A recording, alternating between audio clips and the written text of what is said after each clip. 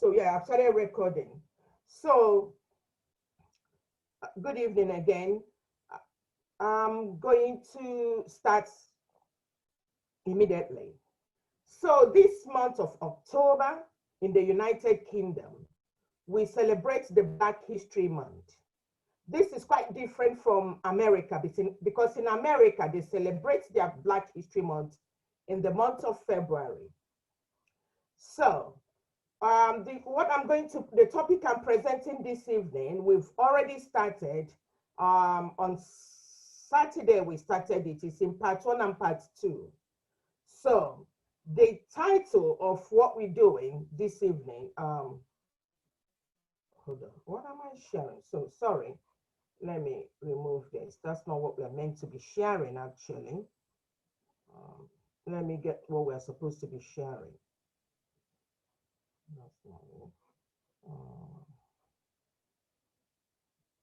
Sorry, let me get the PowerPoint that we're sharing.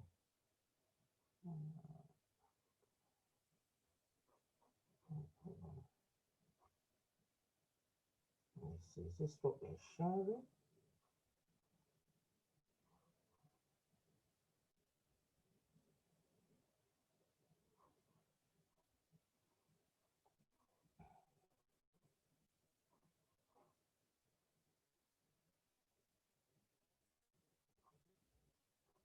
No, that's what we're sharing.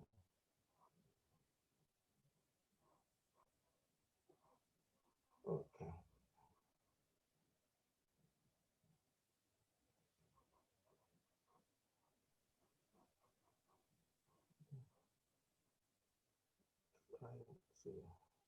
Sorry, I'm trying to get the PowerPoint that we're supposed to be sharing this evening. Excuse me, but is it the Egypt one that we saw yesterday? Yes, it's the second part of it. Oh yeah, that one. Yeah, it's the second part that you'll be watching today. And I'm trying to get it.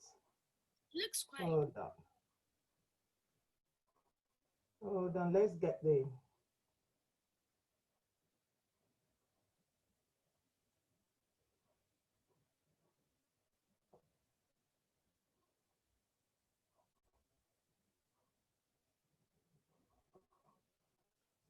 Okay, great.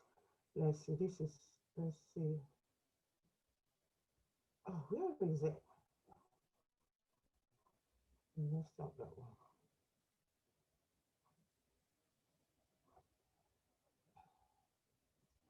one. Okay, I'm sharing now. It disappeared. Oh, there. Yes, there it is. Okay. Yes. So we've started this topic already. The topic that we are looking at is called Kings, Queens, and African Kingdoms, Breaking the Myth. So we started it on Saturday, on the 2nd of October. So we are going to the second part of this presentation. But let me set the preamble. What are the myths that are saying that we are breaking? The myths that we want to break, that we want to debunk, or that we want to say is lies actually about Africa, is the story that goes about that Africa is a dark continent and that Africa is poor or impoverished continent, that Africans are savages and the continent is an unruly one.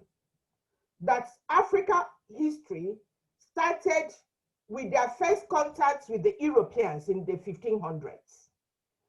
So that's the myths we want to say is lies. All these things, these key issues that we've pointed out, they're not true. That's not the reality at all.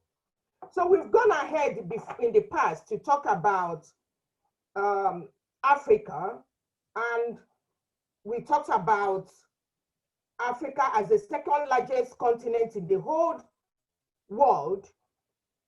Second, the first largest continent is Asia, and followed by Africa, which is the second largest continent. I'm going to quickly just touch base with what we said in the past, and then we continue to today's topic.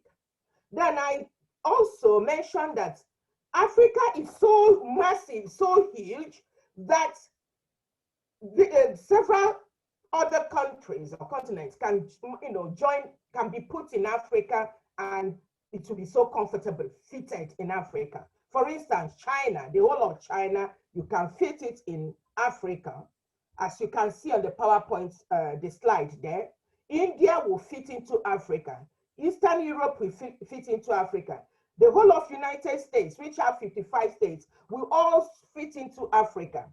Germany will fit into Africa. Italy, Spain, France, and all the other neighboring places that we mentioned. Great Britain is so tiny, it will fit comfortably into Africa, Japan, and all that. So Africa is so huge, it's so massive.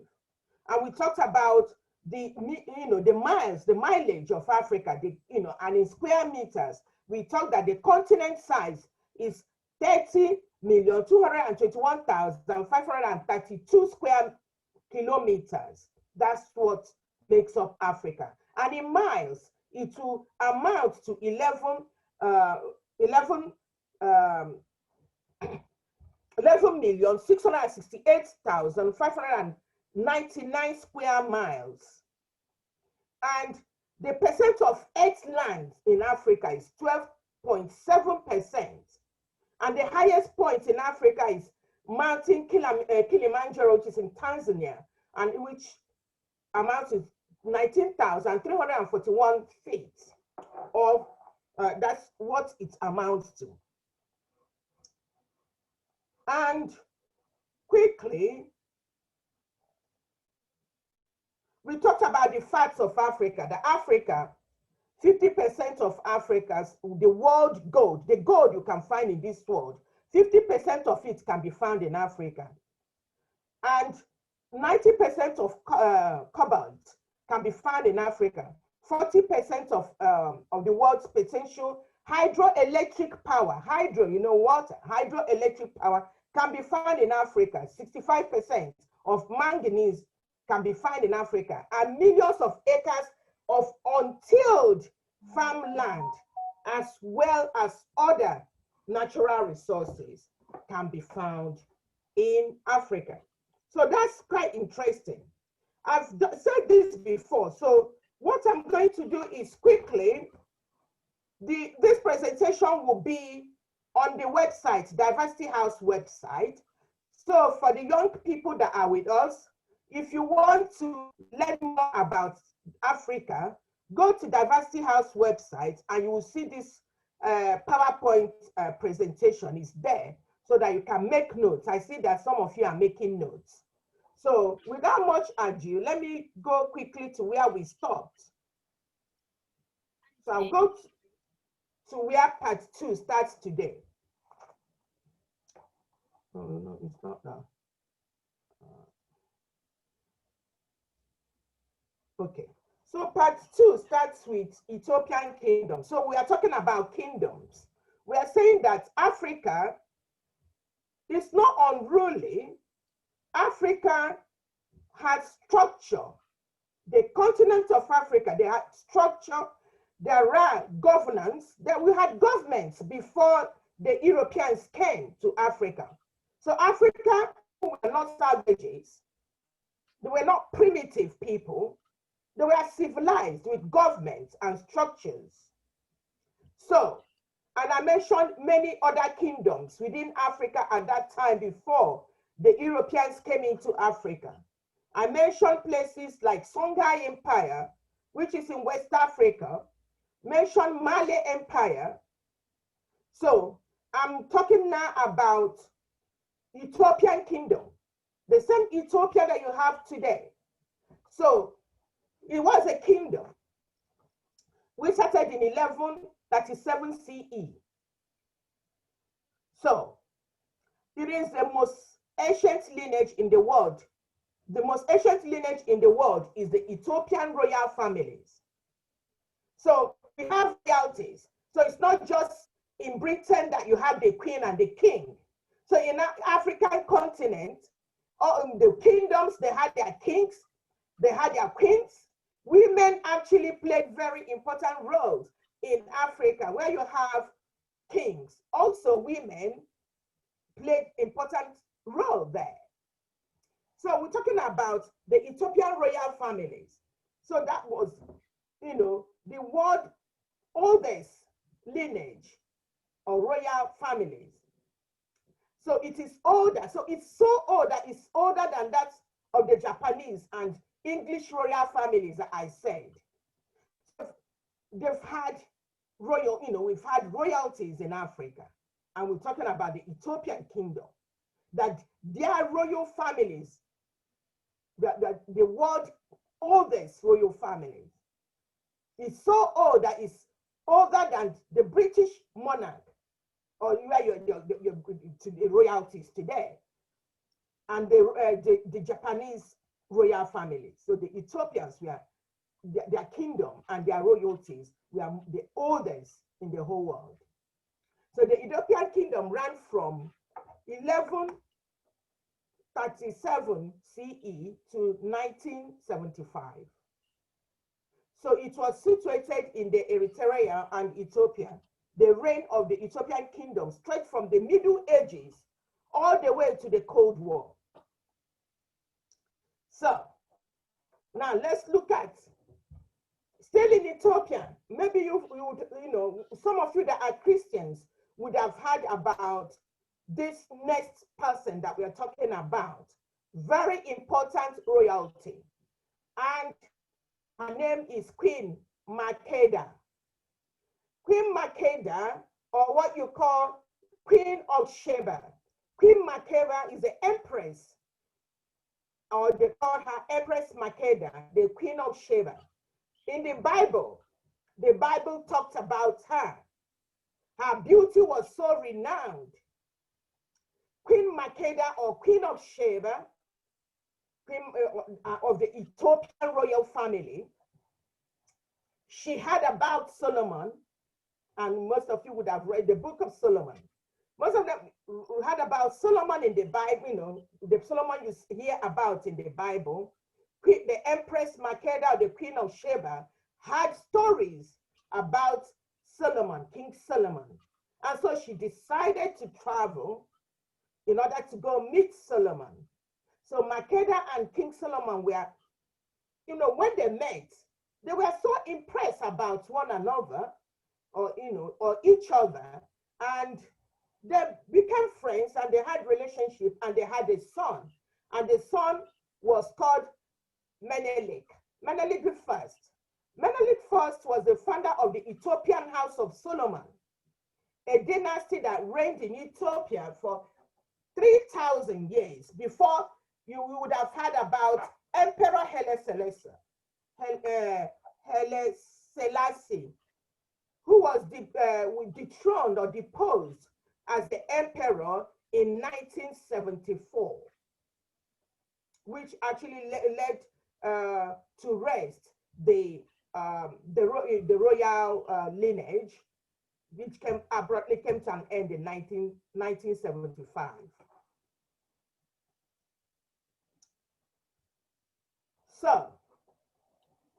So you could see that Africa, that we had very important kings and queens. And so we are not a kingdom that had no structure, no governance. And we had important people, like I've mentioned, the Empress MAKEDA, who is the Queen of Sheba. So may I take this opportunity to welcome, let me welcome some of the new participants that have joined us now. Welcome our new participants. Welcome to Black History Month. We are really happy to have you here. What have I done? I wanted to see most of you.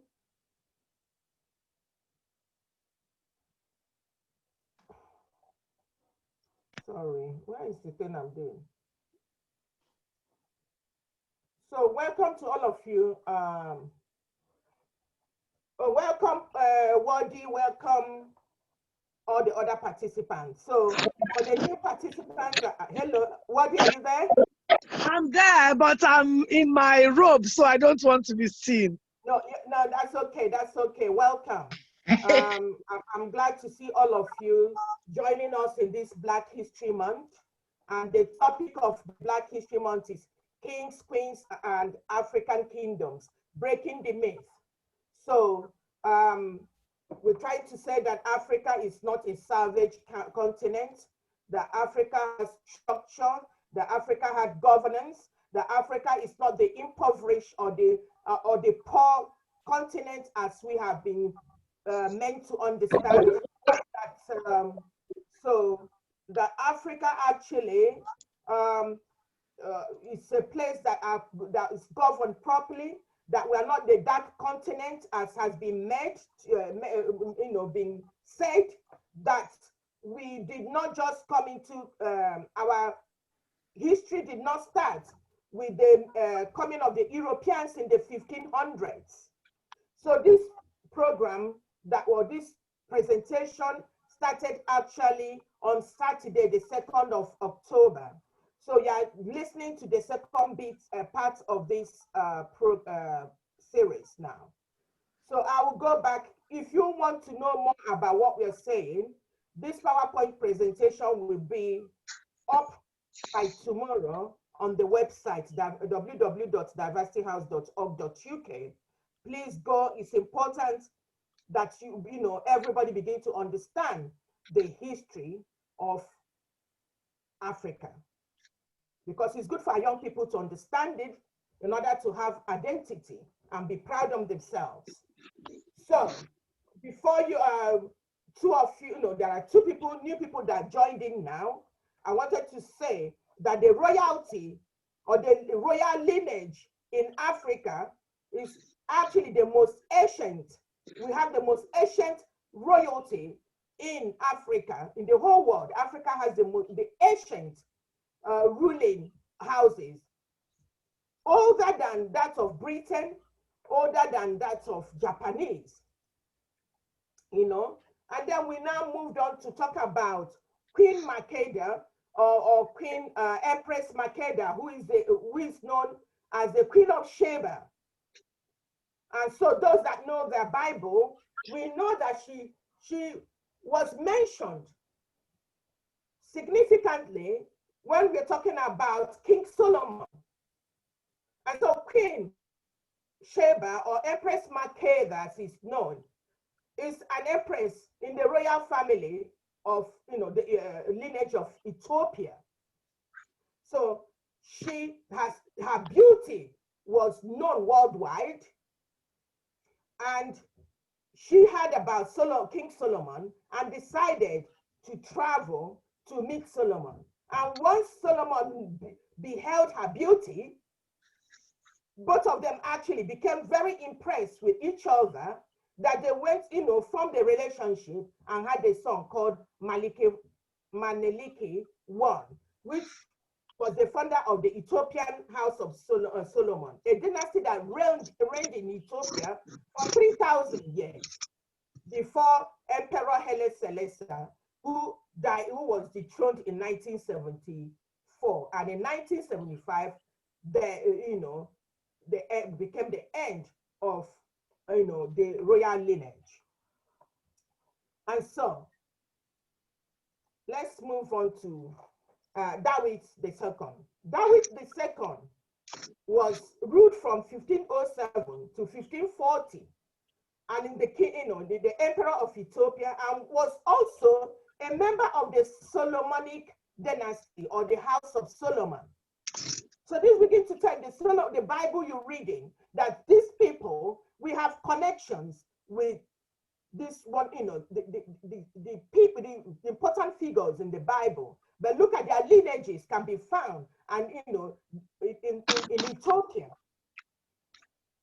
And so this David II had played very important role. He was able to fight off enemies which had attempted to infiltrate the Ethiopian kingdom.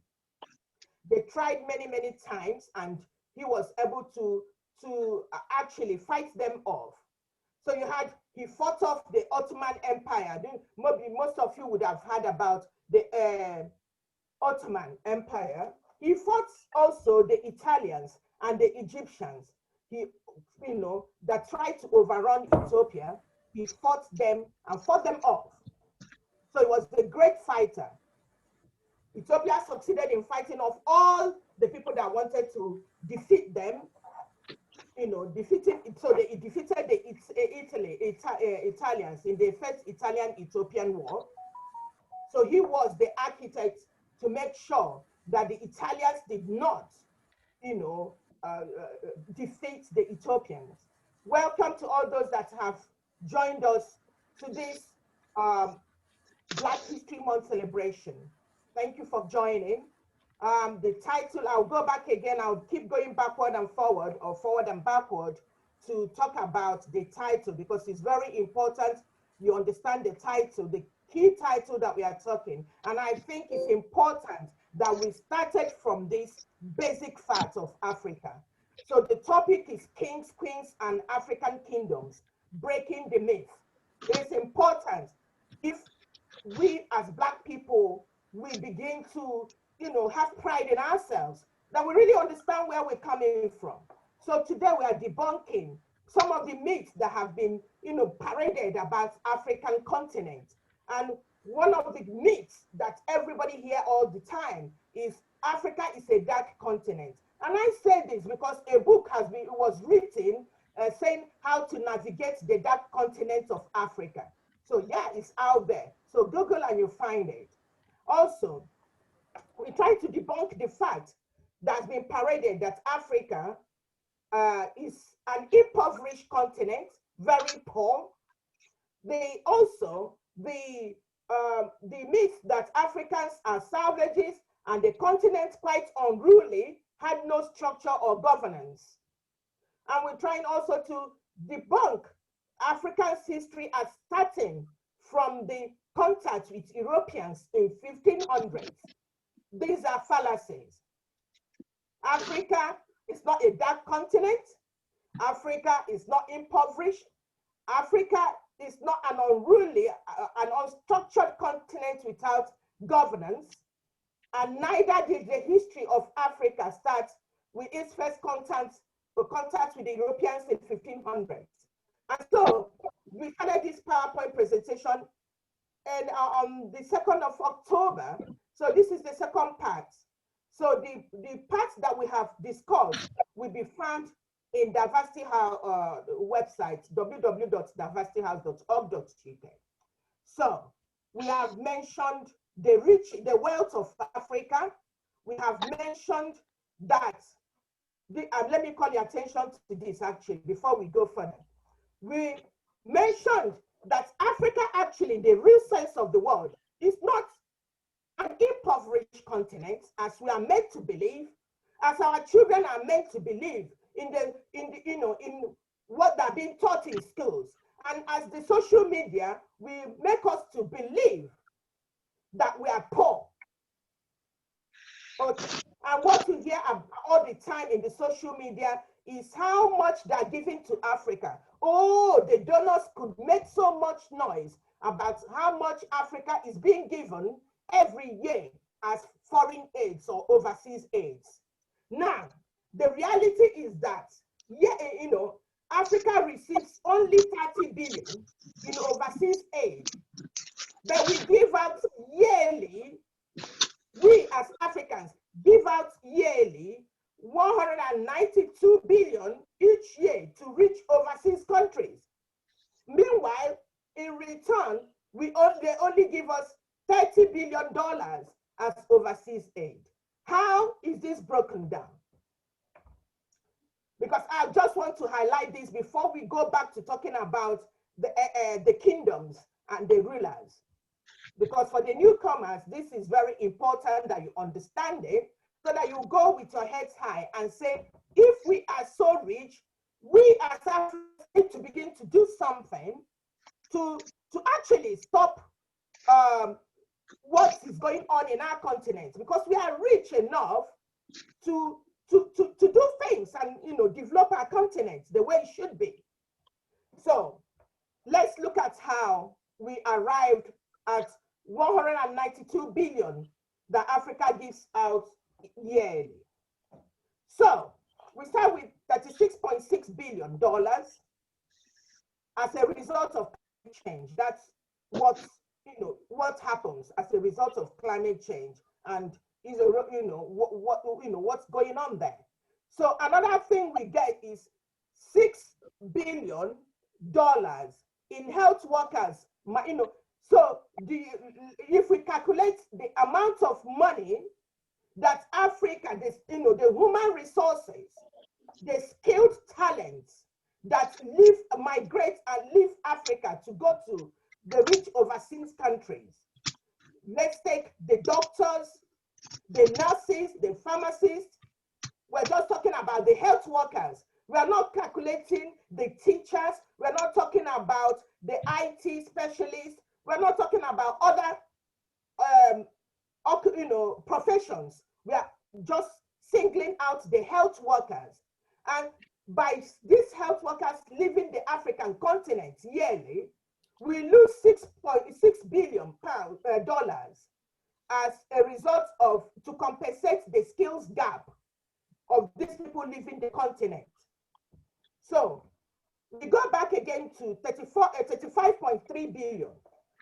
So Africa lose 35.3 billion in tax evasions and other illicit financial flows, which are facilitated through tax havens. Yes, most of the foreign corporations in our continent, they will go on tax havens. They do not pay the right amount of tax that they should pay, and thereby we lose yearly 35.3 billion pounds or dollars in tax, in money that these foreign corporations do not pay into our taxation system. Okay, let's go back again. 17 billion is we lose $17 billion in illegal logging. And we talked about climate change, but what also leads to the climate change, the global warming and all that. Part of it is the deforestation, the illegal logging of timbers and all that are done by multinational corporations, foreign corporations. Then let's look at $1.3 billion through illegal fishing. So big, giant foreign trawlers parade and fish in the waters in Africa. And that alone means that we lose yearly $1.3 billion. Another thing that happens again is that 30 billion, so we said 30 billion, that's what we received, that was coming, 30 billion comes in. Remember, look at how I'm breaking down all the things that are going out from Africa. Otherwise, only 30 billion comes in. So 2 billion in debt payments, often following irresponsible loans. So 21 billion. Yes. So Africans, because we go and get loans from, foreign countries. For instance, I cite an example: Nigeria going now irresponsibly taking loans from China. Unplanned loans that they don't know how they're going to even pay. Hello? Hi. Okay. Are you okay? So another part is that 46.3 billion in profits made by, so apart from taking all these things, the foreign companies, the multinational foreign countries yearly make 46.3 billion in profits. Let's look at some of the companies we have: Peugeot, Cadbury, Coca-Cola, Tetalite, just to mention, Slumberger, Jealous Beggar, many companies that reside and operate from Africa. They make a lot of money, and remember, they don't pay the right tax. So I thought I need to mention this particular slide to the newcomers here, but you will need to go back and look at the other 16 slides that you've missed from the first presentation that we have made. So we went, before you joined us, we are talking about empires, kingdoms, governance, structures that we have in Africa, that we are not those savages that run around without governance. That our governance system has been there long before the British monarch system and long before the Japanese royalties. We had our own royalties that are so ancient and older than that of Britain and Japan. And so we've mentioned most of the kings. We mentioned Sundiata, we mentioned Mansa Musa, so we mentioned most of these people that were wonderful, the Lion King. So we mentioned that actually Sundiata and Mansa Musa, they were so wealthy, so wealthy that actually currently in the whole world, that the wealth has, cannot be compared. No rich person can be compared to these kings. And we also linked that Ethiopia has the most ancient lineage, and far back older than Britain and Japan.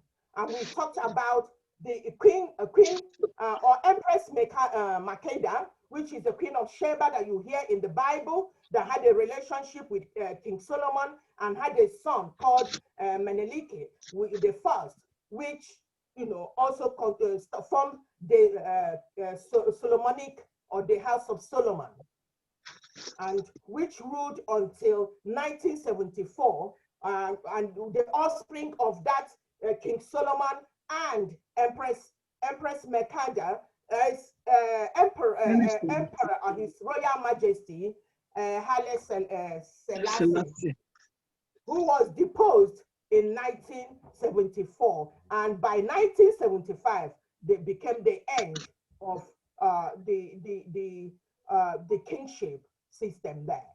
So yeah, Selassie started as a reign from 1930 to 1974. He ruled in Ethiopia. So Selassie traces his ancestry to King Solomon of Israel and the Black Queen, Queen Sheba or Empress Makeda. So the achievements of Selassie was key in bringing Ethiopia into the League of Nations. So Africa, we are also in the League of Nations, we are also united, we are a member of the Commonwealth and all that. So we are not a country where you can refer to how to navigate the dark continent of Africa. We are not dark.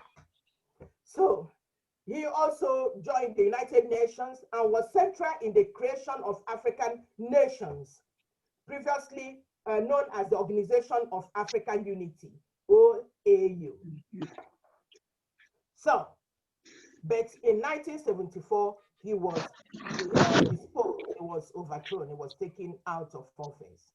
Now, everybody and some of the Nigerians, and actually people, scholars of African history, would have heard of Queen Amina of Zaria, or they call Zawi Zawu, which we call Zawi Zawu, which is Zaria. Zaria is in the modern day Nigeria. There was nothing like Nigeria anyway. Hence, you have the Queen Amina of Zaria. There was nothing like Nigeria. Nigeria only came into being. For instance, Nigeria was celebrated its 60th birthday on the 1st of October, which tells you that Nigeria actually it's a very young country. Yeah, it's an infant. Nigeria became a nation in 1914, some few months before World War I, and we were re-rolled into World War I without we even planning anything. Hence the problem we have in Nigeria.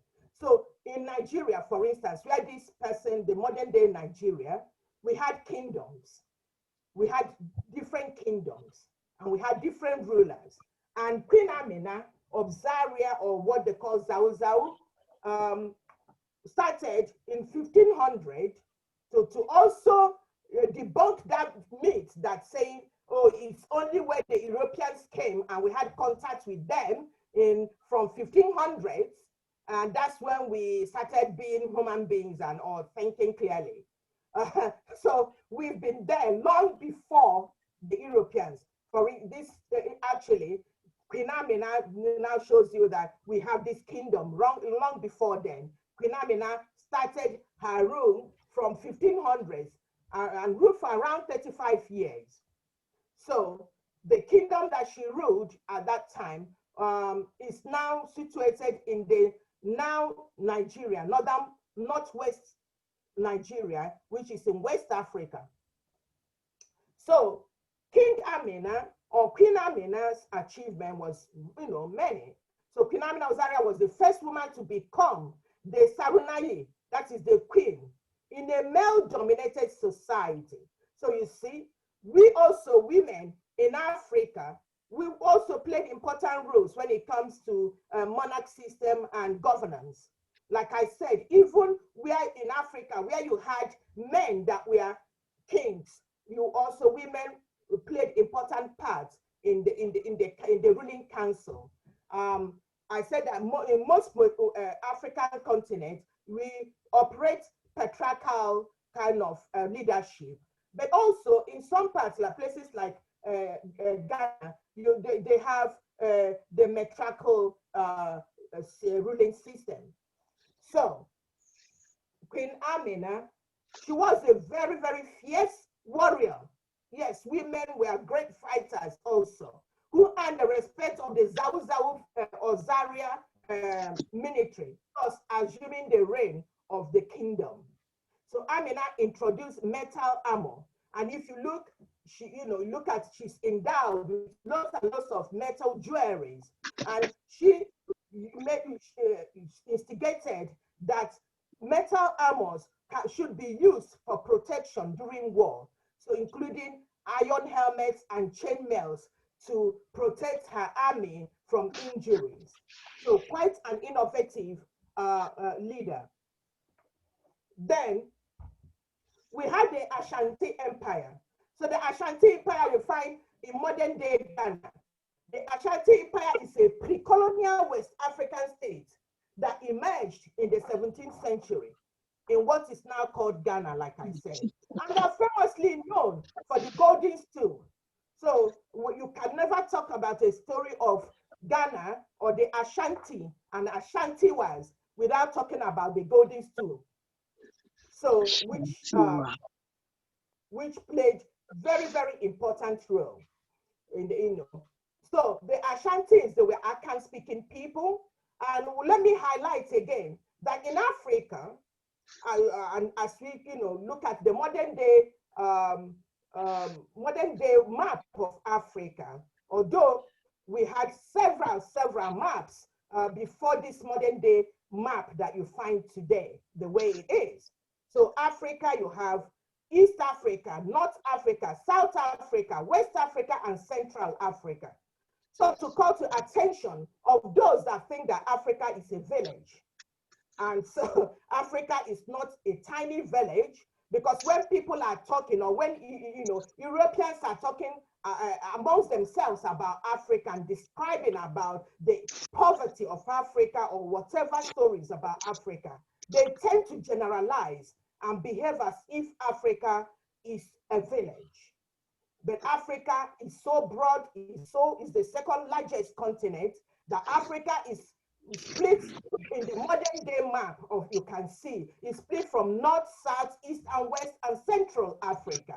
And it's so massive and has very complex culture, complex tradition. The languages are so complex. There are many varieties of languages, varieties of ways of addressing people, spoken languages, and everything about Africa is complex and dynamic. And so why I raise this issue is because I mentioned that the Ashanti people, that they are the Aka-speaking people, and who established their states around Kumasi. You still have Kumasi in Ghana, a place called Kumasi. And Kumasi was established in the late 1600s, shortly after their first encounter. So we begin now to hear encounter. So the encounter, so the Ashantis started encountering the Europeans in the late 1600s. Okay, so Africa has been in existence long before then. So they were associated with European guys for gold. So why? So the Ghana, the Ashantis then started, there was war, there was conflict, as usual, because Ghana was, very, very wealthy and in gold. So, and when the Europeans came and they saw the gold deposits, that raised a lot of problems and conflict, and they wanted the gold. Just like in the ancient Benin Empire, the ancient Benin Empire that is situated in modern day Edo State of Nigeria, was so wealthy in arts, in arts and craft, and that also led to the ransacking of Benin Empire and the dethroning and sending to exile the Alba of Benin. So when we started having contacts with the Europeans, all these conflicts and wanting to take away mineral resources and human resources came up. It became an issue. So I thought I needed to add this. So let's look at, this is a very big name that any scholar of African history, and particularly West African history, would have heard of this king, who we call Osei Tutu. In people that did history in their general school certificate would every year this king will come. Questions will arise when you are doing your West African school certificate. They will ask you who Osei Tutu was, and when did he rule, and what did he do. So it's quite interesting. African history is so interesting. And so Osei Tutu, the king of Ashanti, ruled from around about 1650 to 1770. And he was a paramount chief. He was a very, or the Ashanti Hene. Ashanti Hene, the king of the Ashantis. So he ruled for 16 years. So his priest was called You can never talk about Osei Tutu without mentioning his anchor guy, his chief of staff, actually. His priest, his chief priest, who is called Komfu Anoki. Anoke, who helped him to unify, using his spirituality and spiritual forces, helped him to unify the kingdom or his chiefdoms, and made him a very strong political and made his kingdom a strong political and military state. So wonderful. So what did Osei Tutu do? Osei Tutu formed the Ashanti Union, or the alliance of the Akan-speaking people who were now loyal to him, and it's with the help of Komfu Anake. So he made Kumasi the capital of the new empire, created constitutions, reorganized and centralized the military. He created the golden stool, a lasting symbol of the lost age of the Ashanti Empire, which he argued represented the ancestors. So that stool that we call the golden stool is very symbolic to, it's so symbolic that, Osei Tutu said that the spirit of their ancestors is residing in that stool. And so it was very, very important to them, and was kind of created unity amongst the chiefdom. So that was Osei Tutu for you. And then we have King Nana Kaku Aka, who also, Acha, or Aka, the way they could pronounce it in Ghana. He also ruled from 1833 to 1851. He was you could call the Nzama tribe. He came from the Nzama tribe, of Ghana, and he protected his people from colonial rule during the British invasion. During the time of expeditions, and British were trying to, kind of gain entrance and rule those parts of the world. Kaku made efforts to resist the British governors from capturing his kingdom. He was killed after he refused to sign the bond of 1844. So shocking, because some of the other, he was killed, but some of the other African kings were either sent on exile.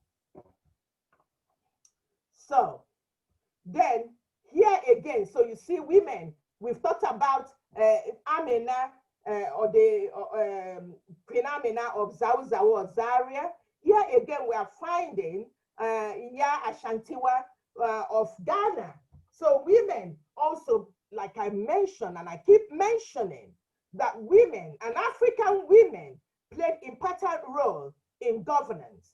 And let's go back now to, as a Black feminist myself, I frown upon some of the the way they make African women, the European feminists, and make African women as if we are very kind of puppets, kind of toys, kind of people without spirit, without bone. When they talk about, I know of an European feminist that says, oh, that the first contact the African woman has with a man, it ends with rape. So that our men only rapes us, and that's the only kind of sexual relationship that Africans have.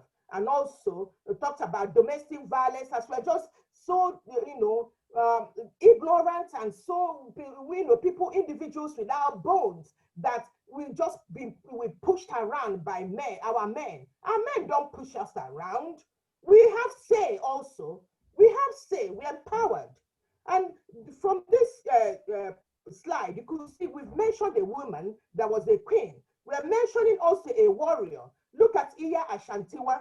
Iya Ashantiwa of Ghana was the queen mother. Ashantiwa was the gatekeeper of the golden stool. So the golden stool, which was the kind of the ancestral resting place of the ancestors, is a key thing for the unity of the Ashantis.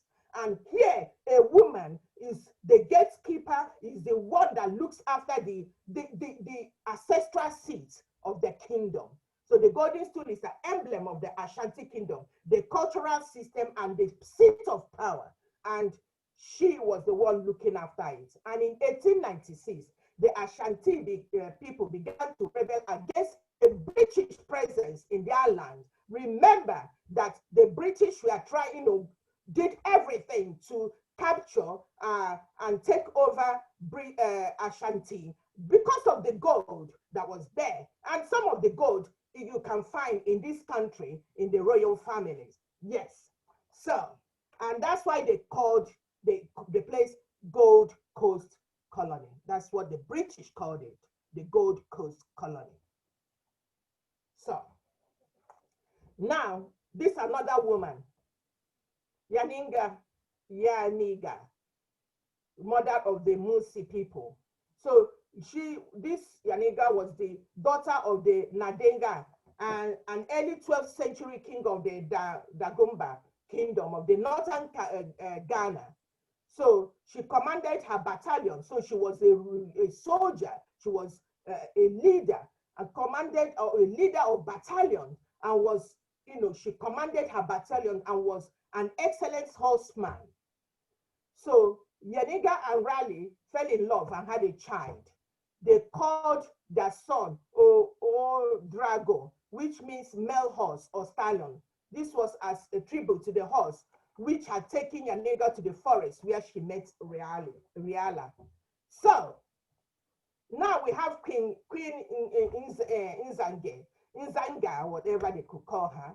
And so we have many women that played important role in the governance of of Africa, of their kingdoms in Africa. So Ndongo and Mataba, kingdoms of the Mbudu people in modern day Angola. So she was their queen and ruled from 1624 to 1663.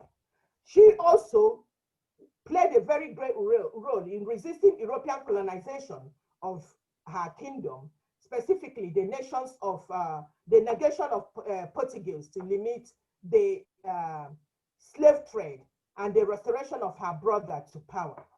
So women were powerful.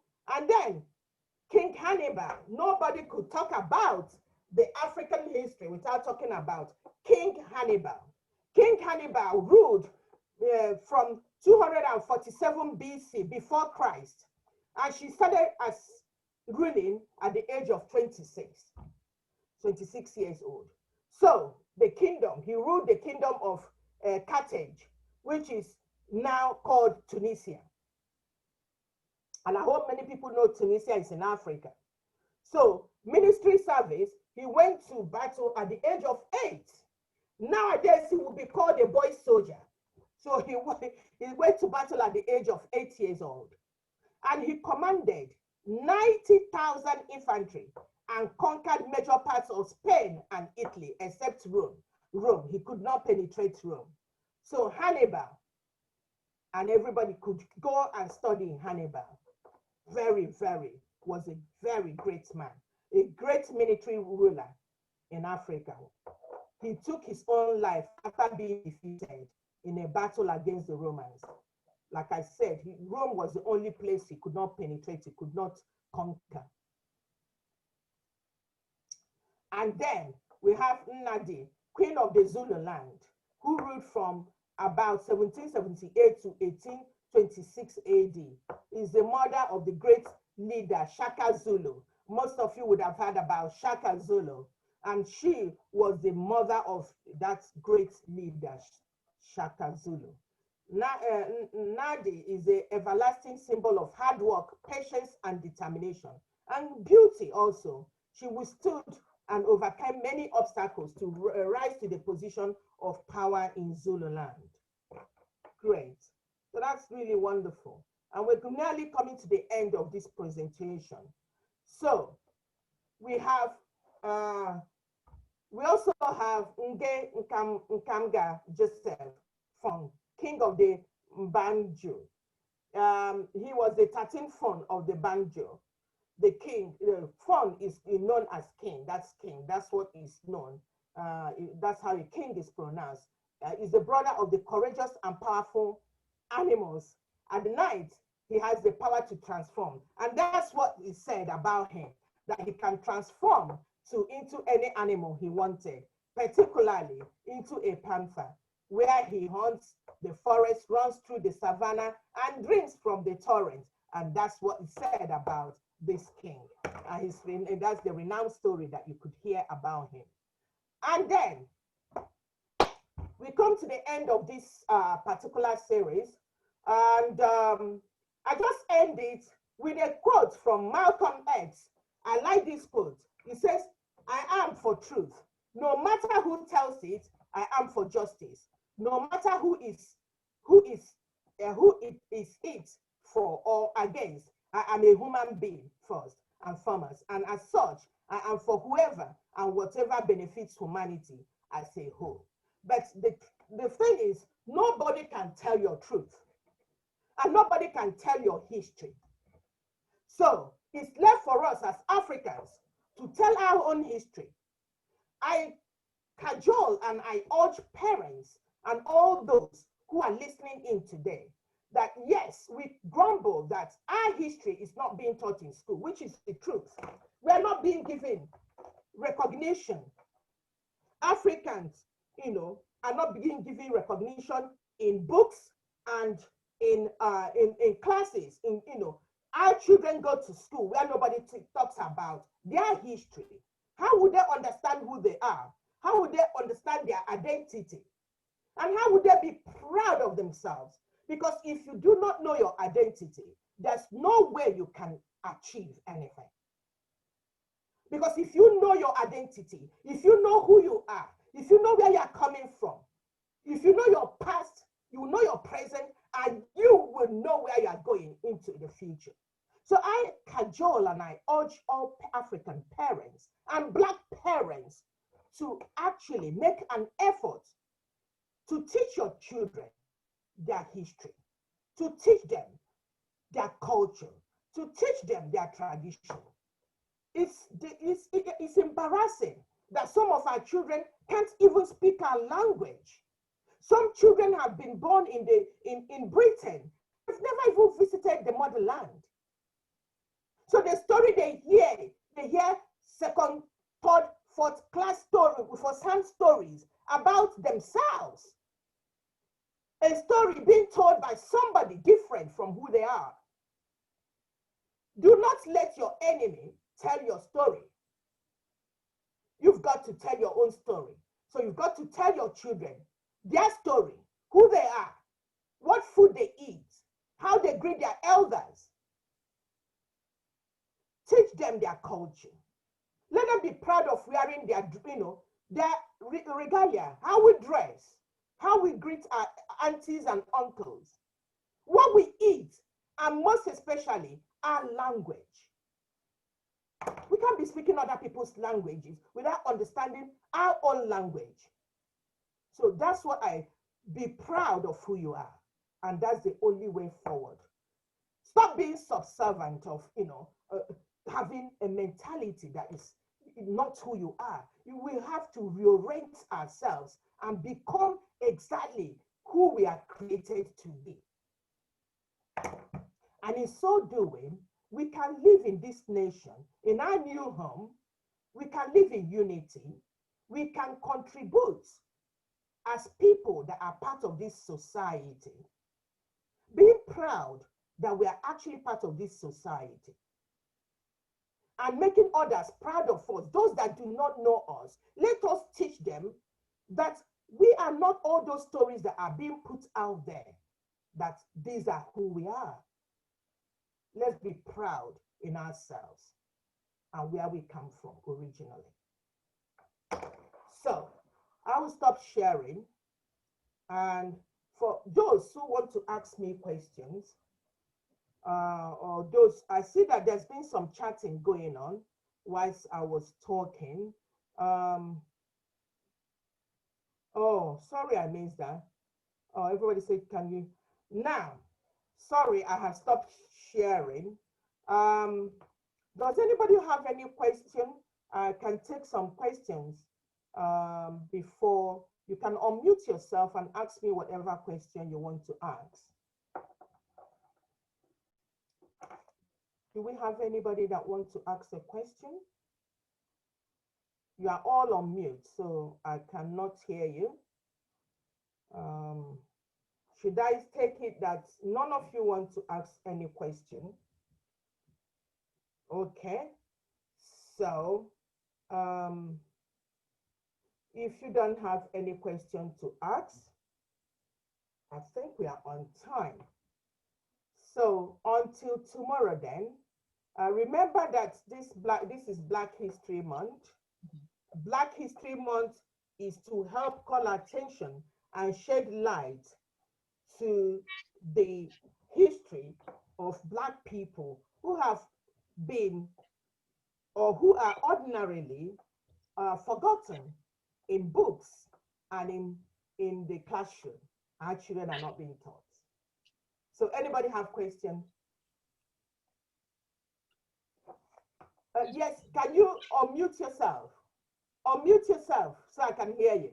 Somebody's saying something. Unmute yourself. No, you're still mute. Unmute yourself. Muted. Unmute.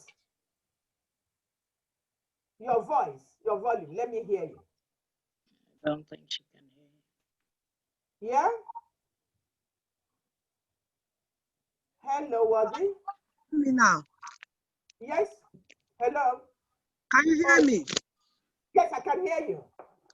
Oh, hi, Christine. How are you? I'm fine. How are you I too? just want to say congratulations to us all and to say thank you for bringing this to light. I enjoyed it, and really what I will love to do is just to implore everybody, as you have said, that we should teach our children, because at the end of the day, whatever they learn from us and is key. We find out that lately, or even long time ago, white people will always say what they don't know about us. And even when we say things, we tell our tales. We call it tales, but it's reality. They say it's just a myth that is not things that has really. But believe me, too, I don't know, I can see a young lady there from my sister, Abi Abari. Anything we say, hi Steve, anything we tell you is true. If we tell you, like Christine said now, that there is a king that can change at night into a panther. There's a big possibility that the Black Panther story evolved from that. It is true, but they will tell us that it is not true. But when they tell us their own stories about their magic, thank God they call it magic. We are not talking magic, we're talking reality as Africans. So when they say that whatever we tell you and you tell your colleagues is not true, don't argue, because even the Bible said we should not engage in vain arguments. It is not worth it. Whoever don't want to celebrate you, no matter how you dance good to that person, they will not celebrate you. We Africans, we know who we are. Whatever they say about us does not matter. We know who we are. If not because of what they have done in Africa, we will not be like this today. As the man, the king, Haile Selassie, that was overthrown, his overthrownment was made by them. It's because he wants to bring all Africa together.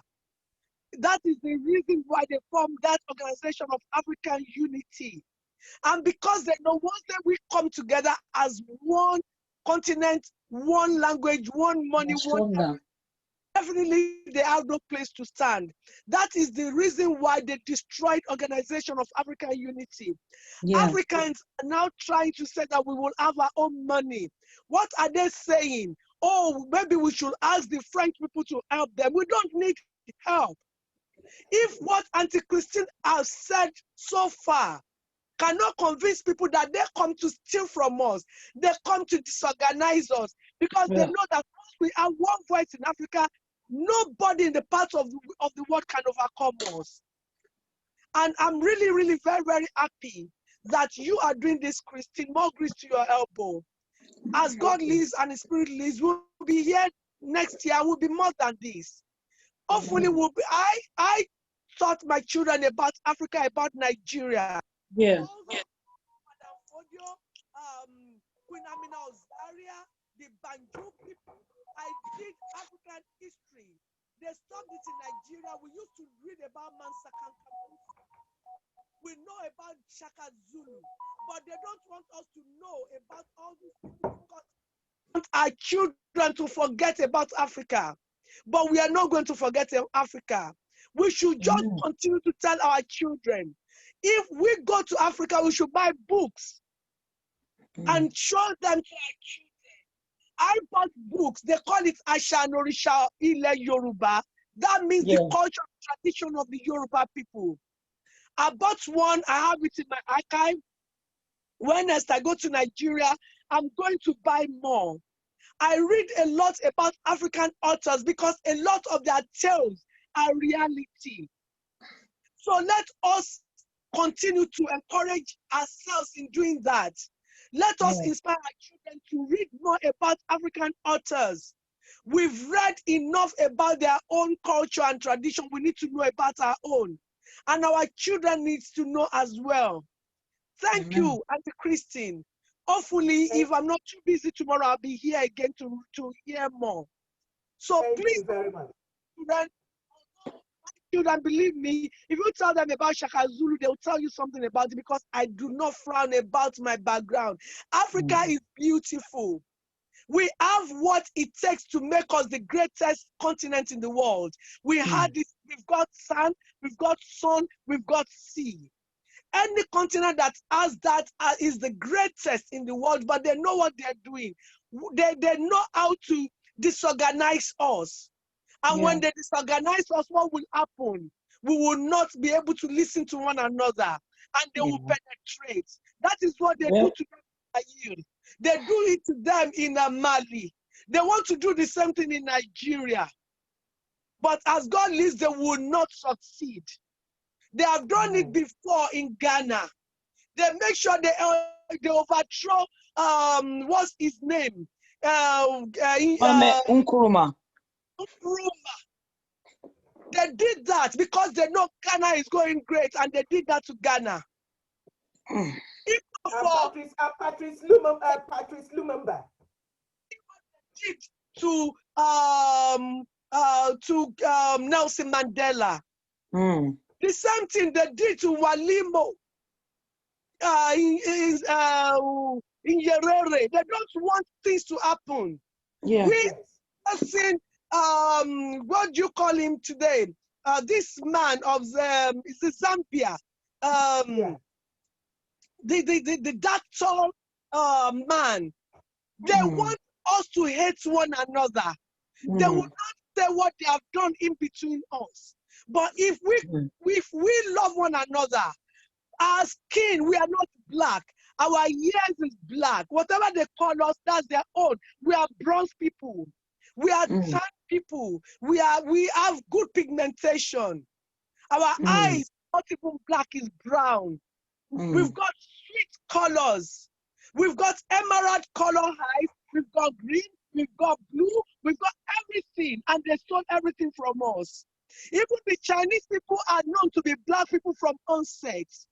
And the sphinx that they have in China, the first ever sphinx that was blown, if you look there, people that have been to that place before, they blew up the nose because the nose is African nose.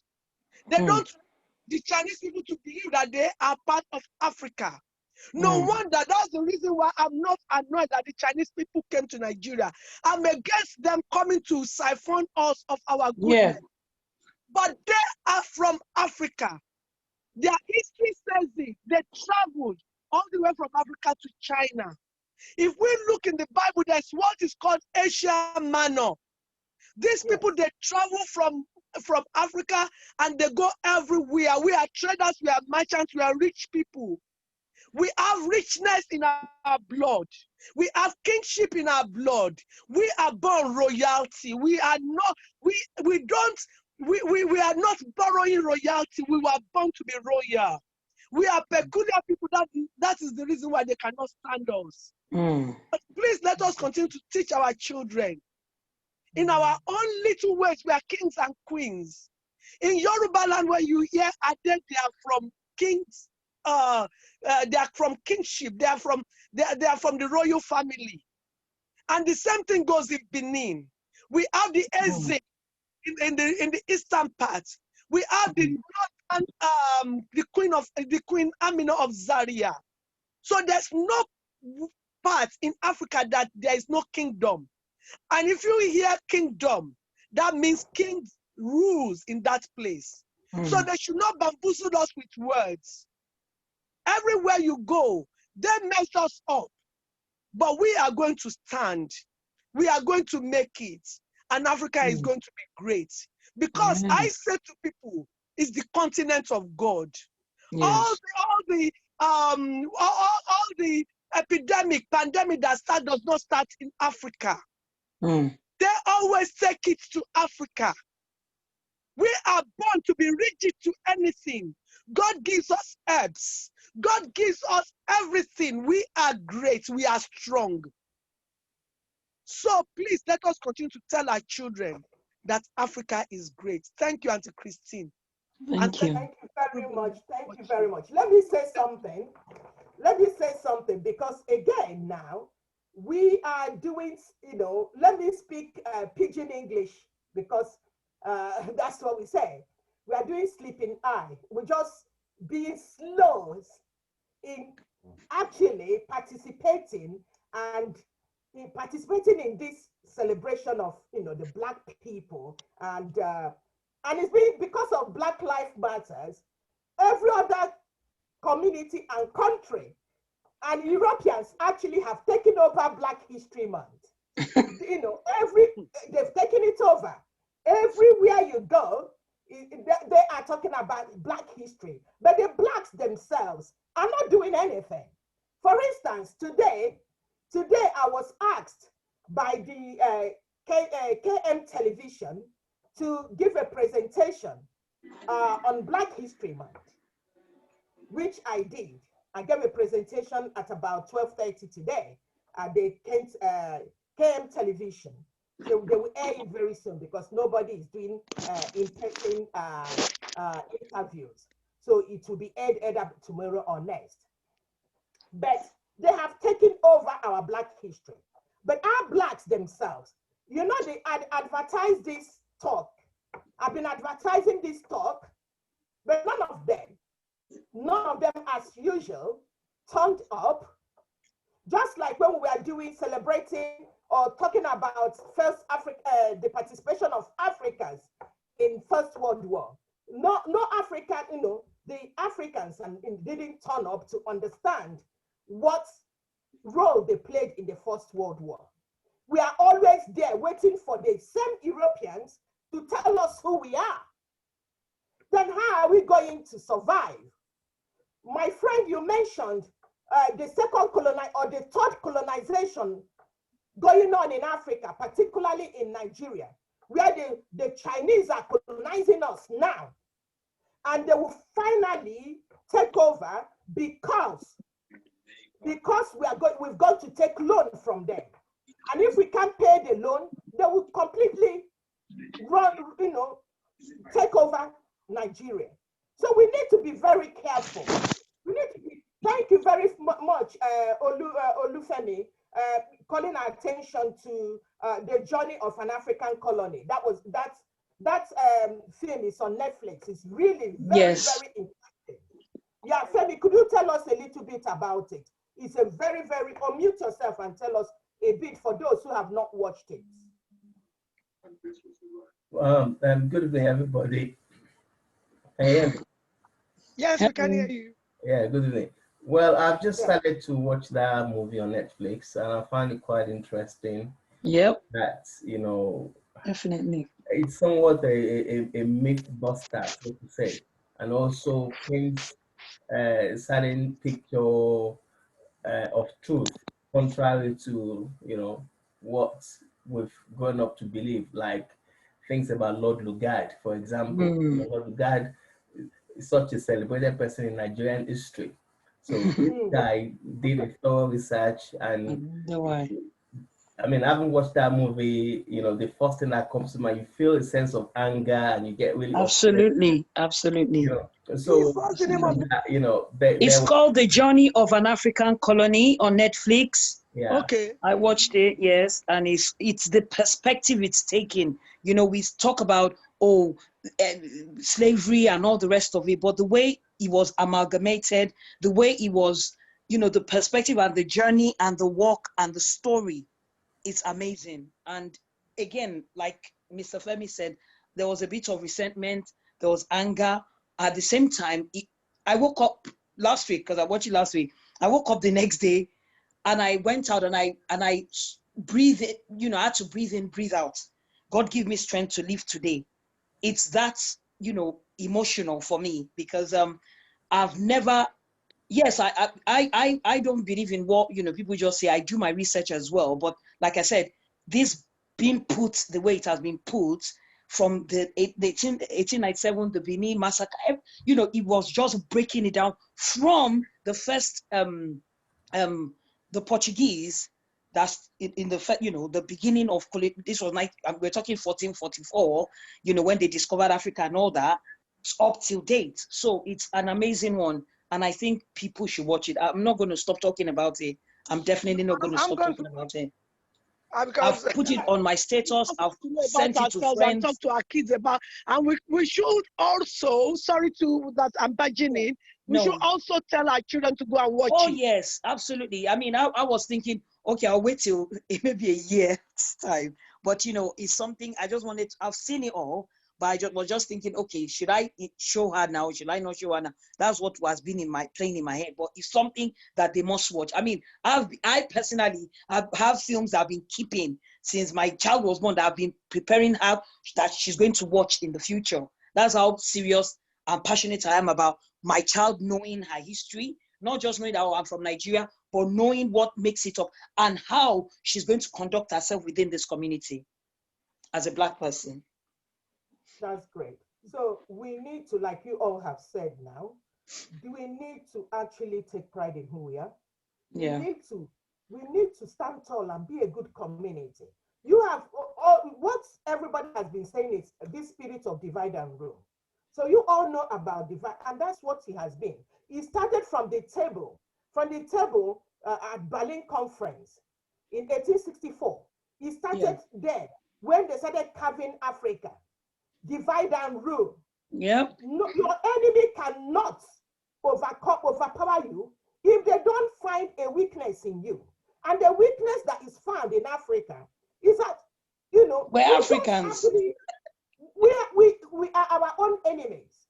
We're Africans. We are our own enemies. We totally dislike one another. We don't trust one another. And it's because we don't trust ourselves. If you don't trust yourself, how would you trust your next door neighbor? If somebody is kind to you, and that's the spirit Africans have, if somebody is kind to them, they're thinking, oh my goodness me, what's going on here? Why should this person be kind to me? Are you not good enough that somebody should be kind to you? Are you not good enough that somebody should show you love? Why must you use a very long shovel to be shifting things? Oh, let's look, there must be a hidden factor here. It's the mistrust that is killing us. We don't trust ourselves, we don't trust our government, we don't trust our children, we don't trust our husbands, we don't trust our wives, we don't trust anybody. Divide and rule. That's the seed that has been planted. And as soon as we've understood this, then we need to change. We need to make effort to change. Thank you that you brought up the issue of this journey of an African colony. So I urge you all to go and listen and watch this film that you mentioned at Netflix, isn't it? Yeah. So I know I welcome Tony that just joined us now.